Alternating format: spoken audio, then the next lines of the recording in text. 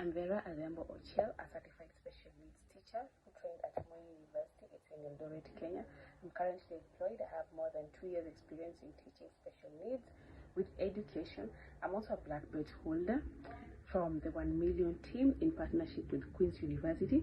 I'm a member of Special Educational Professionals and also a mentor at Hope Worldwide Kenya with an interest to pursue a new and competitive environment to offer growth to my professional development.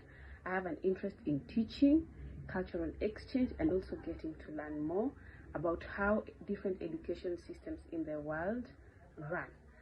My hobbies are volunteering and reading because I know I have the right skills, abilities, and attitudes to become a special needs teacher. Also, my passion for teaching and helping learners explore their fullest potential is what made me become a special needs teacher, due to how I was raised, due to how my other previous teachers nurtured me. I can coach and supervise swimming, horse riding, and other extracurricular games like running, jumping, that are good for psychomotor skills for children with special needs.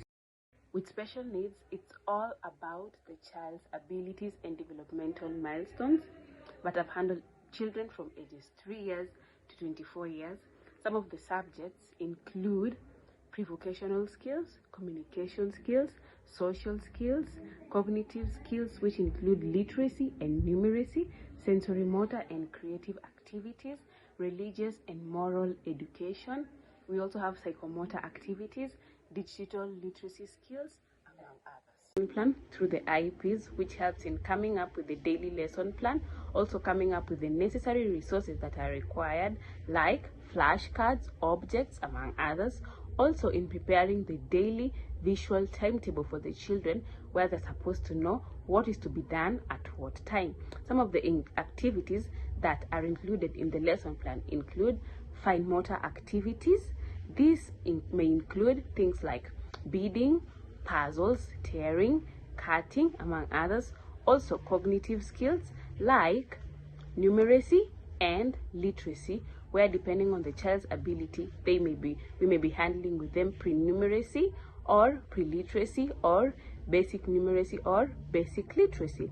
Also, in the lesson plan, an occupational therapist session or physiotherapist based on the individual ability of the child and individual needs of the child has to be included.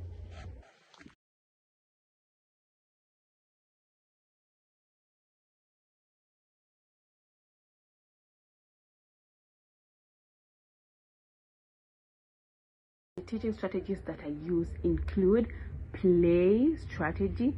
As a member of Special Educational Professionals, they strongly encourage us to use play, which also motivates the child. As much as they are learning, they are also having fun. So this may include games, songs, and even rhymes. Also direct instructions, where I get to tell the child what to do and also show them on how to do it.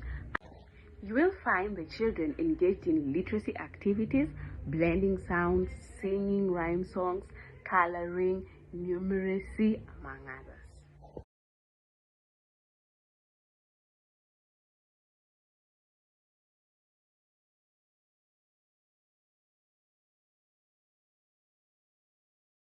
Developing IEPs, which helps to track the child's progress through listening, where you can be able to see, especially if you are assessing on social and communication skills, through frequent assessments, which enables one to come up with the next plan, through informal observation, where you get to see where a child is and where there's a gap that needs to be filled, through a portfolio, where a child has files for different worksheets that was done from when it all began until where he or she is now, and you get to see where the gaps are. Also through projects like maths making, you get to see the end output and the end result and know where there's a gap. We do use digital literacy at school, although we don't use smart boards, but then we have monitors and desktops where children get to use them to watch short videos, to use PowerPoint presentations.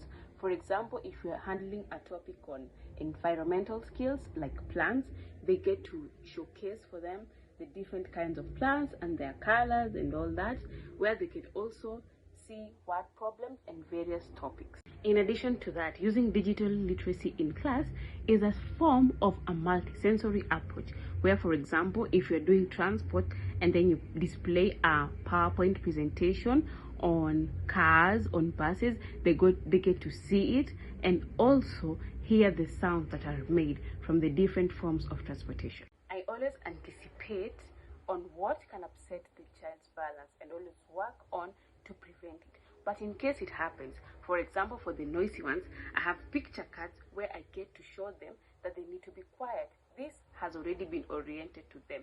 And maybe for those who are non-attentive, I just walk to their seat and redirect them back to the task through non-verbal cues like point. Have challenges as special needs teachers, which is totally normal, as that is what we are trained to do and handle.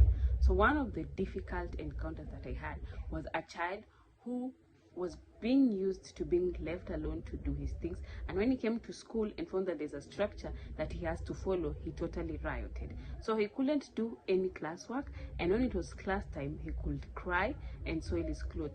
This in turn triggered other children, and they started crying and no classwork could be done. So what we did, we had to include help from other therapists, like a behavioral therapist, a speech therapist, an occupational therapist, and at the end he was helped and that problem was resolved and he was able to calm down and get to be integrated in the school system. I am flexible. I have done special needs with education. That means I can teach in a regular school and also a special school. In my teacher training, I went to a regular secondary school, which is purely teacher-centered, where the learner totally depends on you as a teacher to be able to provide the learning materials and everything. But then when coming to special school, I had to restructure everything, my teaching methods and everything, to be more of a learner-centered approach, where in special schools it's usually child-centered.